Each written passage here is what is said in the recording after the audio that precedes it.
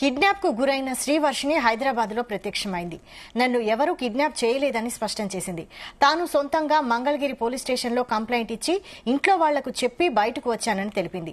అఘోరీమాత దగ్గర శిక్షణ తీసుకుంటున్నా అంటున్న శ్రీవర్షినితో మా crime bureau chief Raviteja face to face.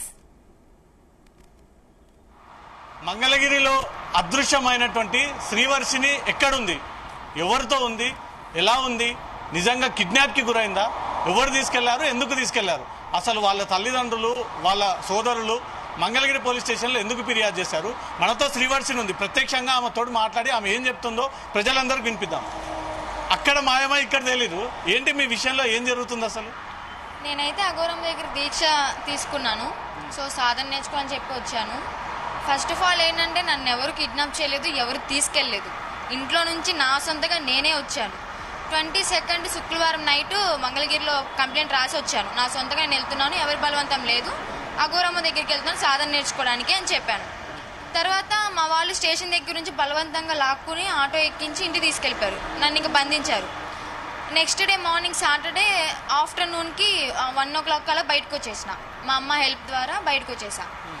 So బయటకు వచ్చి మంగళగిరి నుంచి విజయవాడ దాకా ఆటోలో వచ్చిన. ఒక్కదాన్నే, ఎవరి హెల్పింగ్ కూడా లేదు. నా దగ్గర 120 రూపాయలు మాత్రమే ఉన్నాయి. ఆ డబ్బులతోనే విజయవాడ వెళ్ళాను. విజయవాడ నుంచి ఇబ్రహీంపట్నం వెళ్ళాను. ఇబ్రహీంపట్నం నుంచి హైదరాబాద్ వచ్చాను.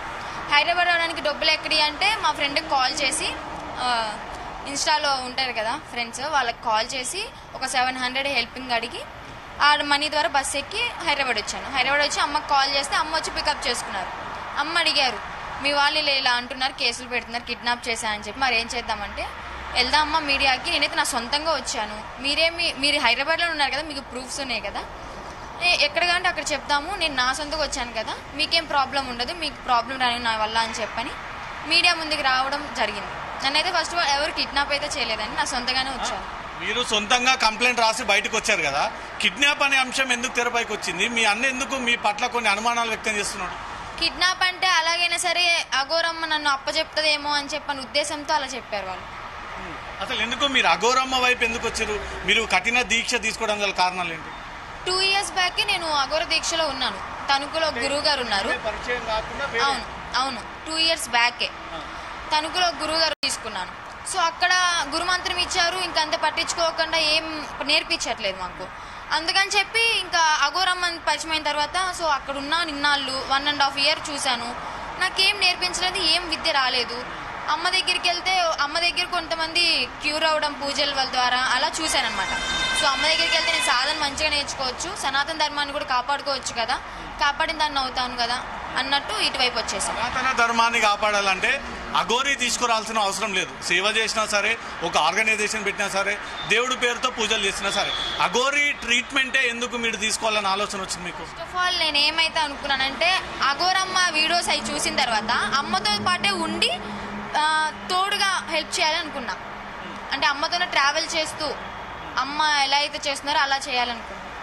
అఘోరీ అంటే మూఢనమ్మకాలతోటి ఆ పూజలు చేయడము, గాల్లో శవాలను లేపడము, వ్యక్తులకు పూజలు చేసి చంపడము, అట్లాంటి శిక్షణ? అలాంటి అంటే బహిరంగ అయితే చెప్పరు కదా, ఎలా క్రియలు అంటే ఎలాంటి పూజలు నేర్పిస్తారు, ఎలా శిక్షణ ఇస్తారని అది మేము చెప్పలేం కదా. ఇప్పుడిప్పుడే నేర్చుకుంటున్నాను, అమ్మ శిక్షణ ఇస్తున్నారు మంచిగా. అఘోరీ శిక్షలు అంటే చాలా కఠినంగా ఉంటాయి. ఏళ్ళ తరబడి ఆహారం ఉండదు, నీళ్లు ఉండదు, తపస్సు చేయాలి, హిమాలయాల పర్వతాల్లో ఉండాలి, దానికి కొంత కఠినమైనటువంటి శిక్ష ఉంటుంది. ఒక అమ్మాయిగా మీరు చిన్న వయసులో ఇంత పెద్ద నిర్ణయం ఎందుకు తీసుకున్నారు? నాకు ఫస్ట్ నుంచి శివయ్య అంటే ఇష్టం. సో నేను చెప్పాను కదా 2 years బ్యాకే దీక్షలో ఉన్నా అని చెప్పి, అదే ఇంట్రెస్ట్ నాకు ఇంత దూరం తీసుకొచ్చింది. అమ్మని చూశాక ఇంకా పెరిగింది. సాధన అంటారా, నేర్చుకుంటాను, ముందు ముందు వెళ్ళే కొద్దీ సాధనలో ఉంటాను కాబట్టి ఆ శక్తి అనేది ఆ దేవుడు నాకు ఇస్తాడు ఎంతో కొంత. సో అలాగే నేను ముందుకెళ్తాను. వర్షిని లైఫ్ ఏంది? ఈ అఘోరీ దీక్ష కంటే ముందు మీరు ఏం చదివారు? మీ ఊరెక్కడ? మీ తల్లిదండ్రులు ఎవరు? మీ కుటుంబం ఎవరు? ఎందుకు ఈ చదువులా వదిలేసి ఇటువైపుగా మళ్ళాలని అనిపించింది? చదువు నేను ఇప్పుడేం ఆపలేదండి, ఇందులోకి వచ్చాను మా చదువు అయితే ఆపలేదు. నెక్స్ట్ మంత్ లాస్ట్ వీక్ నాకు ఎగ్జామ్స్ ఉన్నాయి, ఆ ఎగ్జామ్స్ కూడా అటెండ్ అవుతున్నాను. స్టడీ కంటిన్యూ చేస్తాను, సాధన కూడా కంటిన్యూ చేస్తాను. యాక్చువల్గా అయితే మాది రేపల్లె మండలం, అది బాపట్ల జిల్లా, రేపల్లె. అక్కడ నుంచి చిన్నప్పుడే నాకు 6 years ఉన్నప్పుడే డాడీకి జాబ్ మంగళగిరిలో రావడం వల్ల మంగళగిరి వచ్చేసాం. ఇంక అప్పటి నుంచి ఇప్పటి వరకు మంగళగిరిలోనే ఉన్నాం. సో డాడీకి ఫ్రెండ్ అయిన విష్ణు అనే వ్యక్తి, నేను అన్నయ్య అని పిలుస్తున్నాను కదా, ఆ వ్యక్తి ఎవరైతే ఉన్నారో ఆయన మా ఫ్యామిలీ ఫ్రెండ్గా పరిచయం అయ్యారు. మాకు కొంచెం ఆర్థిక పరిస్థితి బాగోనప్పుడు హెల్ప్ చేశారు. ఆయనకి మేము హెల్ప్ చేశాము. ఎలా అంటే వాళ్ళ వైఫ్ హస్బెండ్ గొడవలు అయినప్పుడు ఆయన స్టేషన్కి వెళ్ళినప్పుడు తీసుకురావడం, అలాంటివి చాలా హెల్పింగ్ చేశాం. ఆయన ఇప్పుడు ఏంటంటే, నేను చిన్నప్పటి నుంచి పెంచాను కదా, నాతోనే తిరిగింది. విష్ణు అంటే వర్షిణి, వర్షిణి అంటే విష్ణు అన్నట్టు అన్న చెల్లెలుగా మంగళగిరిలో తెలియని వాళ్ళు లేరు. ఇప్పుడు నేను వెళ్ళి ఇలా బయటికి రావడం వల్ల ఆయనకి మంగళగిరిలో పరువు అనేది పోతుంది కొంచెమైనా. అదొకటి మైండ్లో పెట్టుకుని, ప్లస్ అఘోరి అమ్మ మీద నెగిటివ్గా మైండ్లో ఏవేవో పెట్టేసుకుని ఇదంతా పోర్ట్రే చేస్తున్నారు. మీ పేరెంట్స్ కి మీరు దూరంగా ఉన్నారా చాలా రోజుల నుంచి? లేదండి, కనెక్టెడ్ ఉన్నారు. దీని మీద అంటే నేను అమ్మ నాన్నని వదులుకుంటానైతే ఎప్పుడు చెప్పలేదు, ఎక్కడ చెప్పలేదు కూడా. నేను నెలలో 10 రోజులు 5 రోజులు మీ దగ్గరికి వస్తాను, పండగలకు వస్తాను, నా ఎగ్జామ్స్కి అటెండ్ అయినప్పుడు ఇంట్లోనే ఉంటానని కూడా చెప్పినాను. వాళ్ళు దానికి ఒప్పుకోలేదు. స్టార్టింగ్లో ఒప్పుకున్నారు, ఈ విష్ణు అనే వ్యక్తి ఏం చెప్పారో తెలియదు, తర్వాత ఒప్పుకోలేదు. సో నేను ఇంకా ఇటువైపు రావడానికి గట్టిగా ఫిక్స్ అయి కూర్చున్నాను కాబట్టి వాళ్ళకు కూడా ఏం తెలియకుండా అమ్మ పంపించింది. అమ్మకి అంటే పర్మిషన్ అమ్మ ఒకటే ఇచ్చింది ఇంట్లో, అన్నయ్య నాన్న అయితే ఇవ్వలేదు. సో అమ్మ త్రూ నేను బయటకు వచ్చేసాను. ఏంటి అఘోరి మీకు తాళి కట్టింది, అన్నకు తాళి కట్టింది, ఇద్దరు కలిసి రొమాన్స్ చేస్తున్నారు, రకరకాలుగా ఇద్దరు ఏదో చేసుకుంటారంటే బాగా నెగిటివ్ ప్రచారం జరుగుతుంది. ఇప్పుడు అవన్నీ చెప్పారు కదా మీడియాలో, ఇదే మీడియాలో చెప్పింది కాణిపాక వినాయక టెంపుల్ గురించి మీరు వినే ఉంటారు. అక్కడ ఒట్టేస్తున్నారు అంటే ఆ ఊర్లో అందరినీ పిలిపించి ఒట్టేపిస్తారు. అక్కడికి వచ్చి ఒట్టేయండి, మీరు ఏ క్వశ్చన్ అడిగినా కానీ మేము ఒట్టేస్తాం, ఏ విషయం మీద ఒట్టేయమన్నా వేస్తాం. బట్ మీరు మీడియాలో చెప్పినవన్నీ మేము అడిగినప్పుడు అక్కడ దేవుడి మీద ఒట్టేయండి అని చెప్పి మేము అంటున్నాం. వాళ్ళు ఎందుకు రానంటున్నారు?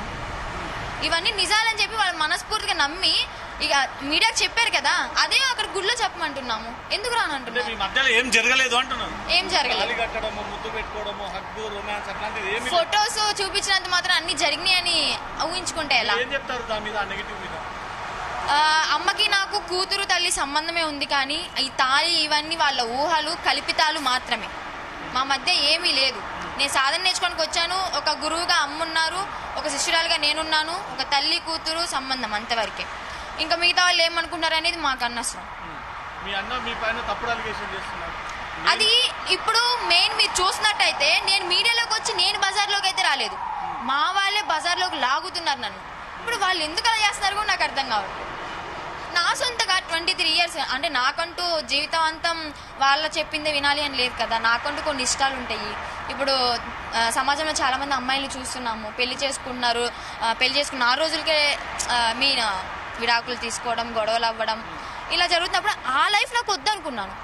అందుకే నేను ఇటువైపు చూస్ చేసుకున్నాను. నేను ఎప్పుడైతే 2 years బ్యాక్ దీక్ష తీసుకున్నానో అప్పుడే ఇంట్లో నేను చెప్పి ఒప్పించుకున్నాను, నేను పెళ్లి చేసుకోను, నేను అటువైపు వెళ్ళిపోతాను. దానికి ఒప్పుకున్నారు మా అమ్మ నాన్న. ఏపీ పోలీసులకు ఏం చెప్తారు ఒకవేళ మీకు కాంటాక్ట్ అయితే? ఏపీ పోలీసులు కాంటాక్ట్లోకి వస్తే నేనైతే నా సొంతగానే వచ్చాను. అఘోరమ్మ నన్ను కిడ్నాప్ చేయలేదు, నన్ను వచ్చి తీసుకెళ్లేదు, ఎక్కడ పికప్ చేసుకోలేదు. నేనే నా సొంతగా మంగళగిరి నుంచి హైదరాబాద్ దాకా వచ్చాను, ఎవరి బలవంతం లేదు. ఇప్పుడు ఇక్కడ నుంచి కేదార్నాథ్ బద్రీనాథ్ వెళ్ళాలి వస్తే ఆ ప్రయాణంలో మీరు వెళ్తారా? వెళ్తాం. ఆల్రెడీ మేము మార్నింగ్ మాట్లాడుకున్నాం అమ్మ, మేము 12 జ్యోతిర్లింగాలు దర్శనం చేసుకుని వద్దామని. ఎస్, ఈ రోజు నైట్కే స్టార్ట్ అవ్వాలని చెప్పి అనుకున్నాం. ఇంకా మీరు కాల్ చేశారు కాబట్టి ఇంటర్వ్యూ ఇచ్చి స్టార్ట్ అవుతాం.